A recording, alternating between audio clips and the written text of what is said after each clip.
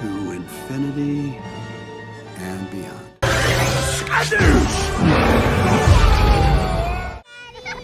Morning. Halo teman-teman, selamat datang kembali di Fraxel. Di video kali ini kita akan membahas fenomena yang sering terjadi dalam dunia film animasi. Kenapa sequel keempat seringkali dianggap kurang memuaskan? Apakah benar ada kutukan untuk film animasi yang mencapai angka sequel keempat? Ataukah ada faktor lain yang berperan? Kita semua tahu betapa luar biasanya film animasi pertama dari sebuah franchise. Ketika film pertama dirilis, kita seringkali disuguhkan dengan cerita yang benar-benar baru, penuh kreativitas dan sangat segar. Karakter-karakter yang diperkenalkan terasa orisinal dan memikat. Dan visualnya dirancang dengan penuh perhatian dan inovasi, menawarkan pengalaman sinematik yang memukau.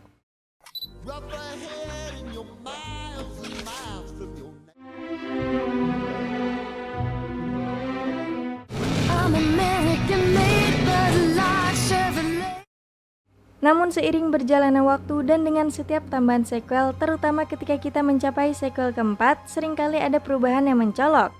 Perubahan ini mungkin tidak hanya melibatkan penurunan kualitas cerita, tetapi juga bagaimana karakter-karakter yang dulunya segar dan menarik, kini mungkin tampak usang atau kurang berkembang. Visual yang dulunya revolusioner mungkin tidak lagi terasa begitu memukau jika dibandingkan dengan standar baru. Tapi apa yang sebenarnya terjadi di balik layar? Kenapa sequel keempat seringkali terasa berbeda dan mungkin kurang memuaskan dibandingkan dengan film-film pertama yang begitu ikonik? Apakah ini hasil dari kehabisan ide kreatif? Atau mungkin ada faktor lain yang berperan dalam pergeseran ini? Mari kita telusuri lebih dalam untuk memahami penyebab dari fenomena ini dan melihat apakah ada pola tertentu yang bisa menjelaskan mengapa sequel keempat seringkali menjadi titik penurunan dalam kualitas film animasi. Dalam video ini kita akan mengupas beberapa alasan mengapa sequel keempat bisa terasa kurang memuaskan. Dari penurunan kualitas cerita, kelelahan audiens, hingga perubahan dalam tim kreatif, kita akan membahas semua faktor yang berkontribusi. Sebelumnya pastikan untuk menekan tombol subscribe dan aktifkan notifikasi agar tidak ketinggalan video terbaru dari Fraxel. Siap-siap untuk menyelam lebih dalam ke dunia film animasi dan menemukan rahasia di balik sequel keempat yang seringkali terasa kurang memuaskan. Sekarang, ayo kita mulai! Penurunan kualitas cerita dan kelelahan audiens. Jadi mari kita selami mengapa cerita di sequel keempat seringkali terasa kurang oke. Ketika studio film memutuskan untuk membuat sequel baru, mereka biasanya harus berusaha keras untuk menjaga agar cerita tetap menarik dan segar. Mereka harus menemukan ide-ide baru yang bisa membuat penonton tetap terhibur dan tidak merasa bosan. Namun seiring berjalannya waktu dan dengan setiap tambahan sequel, terutama ketika sampai pada sequel keempat, tantangan ini menjadi semakin besar. Selain itu ada dorongan kuat untuk mengulang formula yang telah terbukti sukses dari film-film sebelumnya. Ini bisa berarti penggunaan kembali karakter-karakter dan poin-poin yang sudah dikenal. Meskipun ini bisa memberikan rasa nostalgia bagi penonton, seringkali cerita terasa kurang orisinal dan lebih seperti, oh kita sudah pernah melihat ini sebelumnya. Dan jujur aja sequel keempat ini kadang-kadang seperti ketika kamu terlalu sering mendengarkan lagu yang sama, karena dimana awal-awalnya asyik tapi lama-lama bikin kamu pengen ganti playlist. That's good. Ears. Oh, no. Buzz, look, an alien! Where? Ah!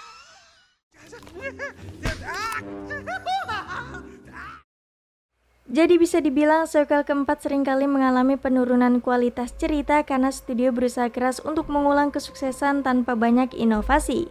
Mereka mungkin terjebak dalam rutinitas yang sama dan lebih fokus pada memenuhi kontrak atau menghibur penggemar setia tanpa memberikan usaha kreatif yang sama seperti di film-film sebelumnya.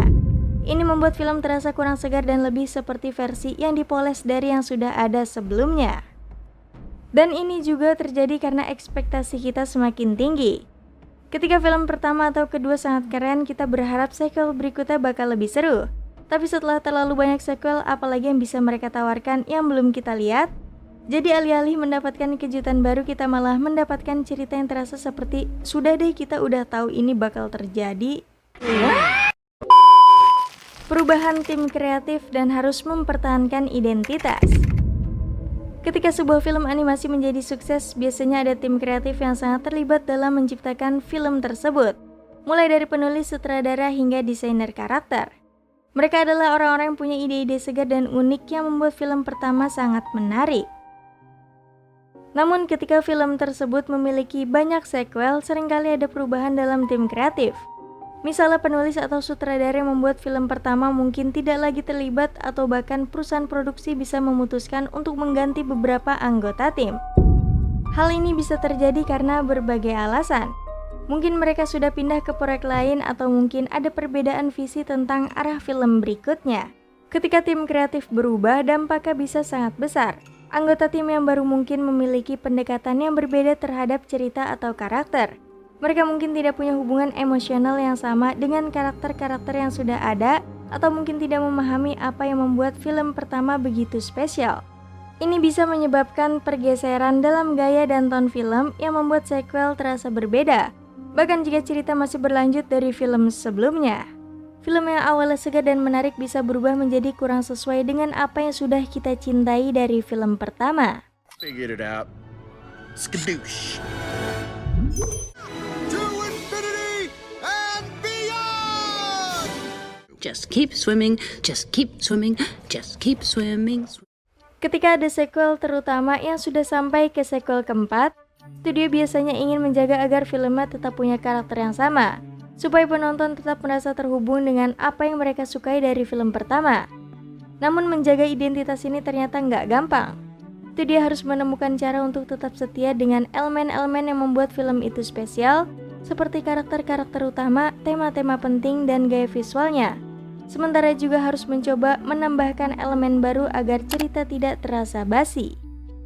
Masalahnya semakin banyak sequel yang dibuat, semakin sulit untuk menemukan keseimbangan antara mempertahankan apa yang sudah ada dan memperkenalkan sesuatu yang baru. Penonton mungkin mulai merasa bahwa film tersebut terlalu berusaha untuk menyenangkan mereka dengan cara yang sudah lama, atau bahkan merasa bahwa elemen baru yang diperkenalkan malah mengganggu apa yang mereka sukai dari awal film. Jadi bisa dibilang menjaga identitas film di sequel keempat itu seperti mencoba bertahan dengan gaya rambut lama sambil mencoba tren baru. Kadang-kadang susah untuk tetap konsisten tanpa kehilangan keunikan yang sudah ada.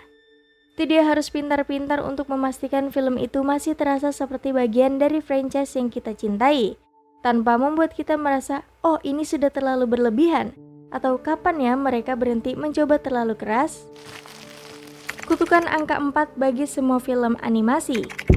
Istilah ini merujuk pada fenomena di mana film animasi yang mencapai sequel keempat cenderung mengalami penurunan kualitas atau tidak mendapatkan sambutan yang sama baiknya seperti film-film sebelumnya. Bayangkan kamu punya seri film animasi favorit yang sudah ada 3 film yang sangat seru. Setiap film baru membawa sesuatu yang segar dan menarik. Tapi begitu kamu sampai ke film keempat, rasanya seperti ada sesuatu yang hilang.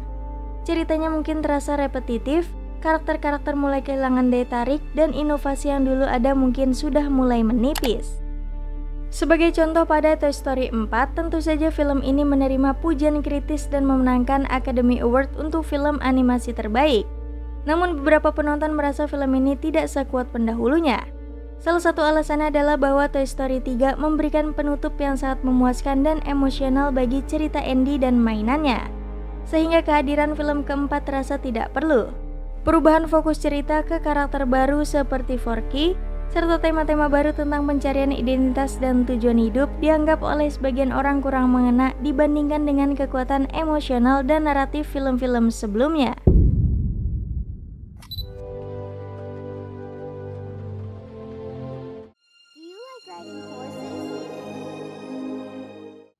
It's called loyalty. Something a lost toy wouldn't understand. To infinity and beyond. Selain itu, alur cerita Toy Story 4 dianggap kurang kohesif dibandingkan dengan trilogi awal. Karakter-karakter baru seperti Forky dan Ducky dan Bunny, meskipun lucu, tidak sepenuhnya berhasil menambah nilai signifikan pada franchise ini. Perubahan pada karakter Woody dan pandangan bahwa film keempat mungkin terasa berlebihan juga berkontribusi pada persepsi bahwa film ini tidak mampu menyamai kualitas dan dampak emosional dari film-film sebelumnya. Selanjutnya ada film Shrek Forever After. Sequel keempat dari franchise Shrek mendapat kritik karena dianggap kurang mengesankan dibandingkan dengan film-film sebelumnya dalam seri tersebut. Salah satu alasan utama adalah bahwa film ini terasa seperti formula yang dipaksakan setelah 3 film yang sudah berhasil menghadirkan cerita dan karakter yang segar. Plot yang berfokus pada Shrek yang merindukan kehidupan sebagai ogre yang menakutkan dan kemudian terjebak dalam realitas alternatif dianggap kurang inovatif dan tidak sekuat tema-tema yang diangkat dalam film-film awal. Selain itu, meskipun film ini berusaha menghadirkan humor dan karakter-karakter baru, banyak penonton merasa bahwa elemen-elemen ini tidak cukup segar atau menarik. Karakter-karakter seperti Rumpelstiltskin dan pengembangan karakter yang melibatkan pernikahan dan kehidupan alternatif terasa kurang berenergi dan kurang berdampak emosional dibandingkan dengan kejutan dan keunikan dari film-film sebelumnya. Akibatnya Shrek Forever After sering dianggap sebagai penurunan dalam kualitas dibandingkan dengan trilogi yang berhasil menggabungkan humor, emosi, dan inovasi. Ooh, yeah! Click is bringing the heat out the kitchen.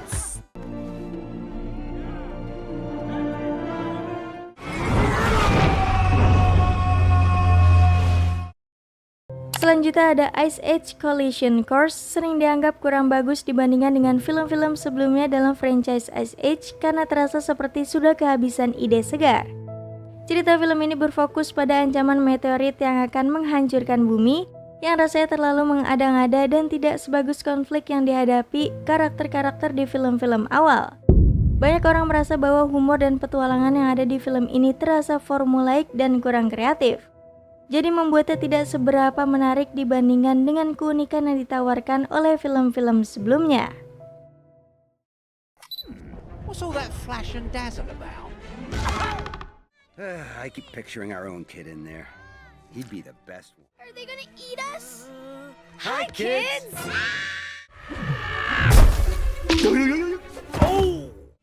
Dream. Selain itu, film ini juga mendapat kritik karena pengenalan karakter-karakter baru yang dianggap tidak begitu berkesan dan tidak memberi banyak tambahan nilai pada cerita. Karakter-karakter seperti Bug yang muncul di sequel-sequel sebelumnya juga tampaknya tidak mampu menghadirkan kesegaran yang diharapkan. Secara keseluruhan, Ice Age Collision Course terasa kurang memikat dan tidak mampu menghidupkan kembali keajaiban dan daya tarik yang membuat film-film pertama dalam seri ini begitu populer.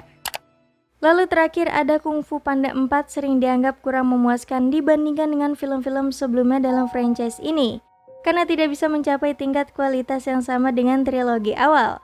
Setelah 2 film pertama yang sangat populer dan Kung Fu Panda 3 yang menutup cerita dengan cukup baik, banyak penggemar merasa bahwa sequel keempat ini terasa kurang segar dan terlalu formulaik. Plot yang mengikuti Po dalam petualangan baru yang kurang inovatif membuat film ini terasa seperti hanya mengulang tema-tema lama tanpa menambah banyak elemen baru yang menarik. Selain itu, beberapa karakter baru dan subplot dalam film ini dinilai kurang menarik atau tidak memberi dampak emosional yang kuat. Meskipun film ini masih menyajikan beberapa momen lucu dan aksi yang memadai, banyak penonton merasa bahwa film ini tidak bisa menangkap pesona dan kreativitas yang membuat film-film sebelumnya begitu istimewa.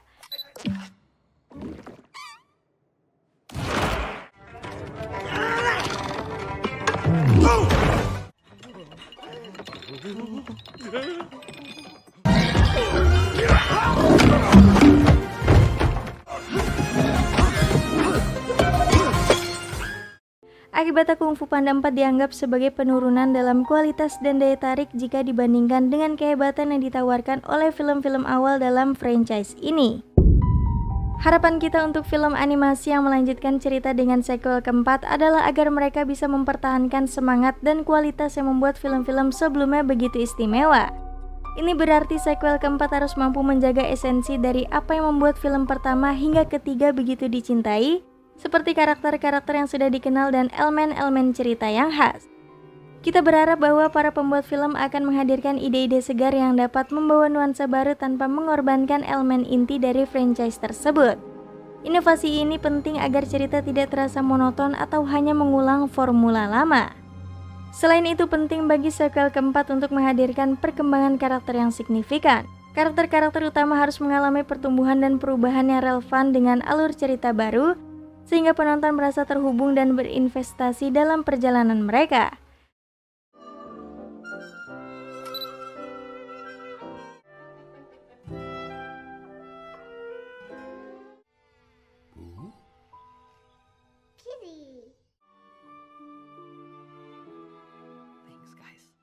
Terakhir, semoga cerita yang disajikan tidak hanya memikat tetapi juga mampu menyentuh emosi penonton dengan cara yang sama seperti film-film sebelumnya. Dengan kombinasi ide-ide segar, perkembangan karakter yang mendalam, dan alur cerita yang menarik, kita berharap pengalaman menonton sequel keempat tetap menyenangkan dan memuaskan, hingga memberikan kesan yang sama berkesannya dengan film-film awal dalam franchise tersebut. This will get them into the theaters in droves. Buzz, it's not true. I'm Buzz Lightyear, Space Ranger, Universe Protection Unit. You actually think you're the Buzz Lightyear? Ted, good morning! Over here. Down, Bullseye! Ah! Wow, Bullseye! Stop, horsey, wow! Terima kasih sudah menonton video kali ini. Kita telah membahas apakah angka 4 benar-benar merupakan kutukan dalam film animasi dan melihat beberapa contoh di mana sequel keempat tampaknya kurang memuaskan dibandingkan dengan pendahulunya. Meskipun ada tren yang menunjukkan bahwa sequel keempat seringkali menghadapi tantangan, penting untuk diingat bahwa ini bukanlah aturan yang mutlak. Setiap film animasi memiliki konteks dan perjalanan kreatifnya sendiri, dan sequel keempat bisa saja menjadi kisah yang menarik jika ditangani dengan inovasi dan perhatian yang tepat. Jangan lupa untuk klik tombol subscribe dan aktifkan notifikasi dengan menekan loncengnya agar kamu tidak ketinggalan video-video terbaru kami. Kami terus berusaha menghadirkan konten yang menarik dan informatif, dan dukunganmu sangat berarti bagi kami. Terima kasih telah menonton dan sampai jumpa di video berikutnya.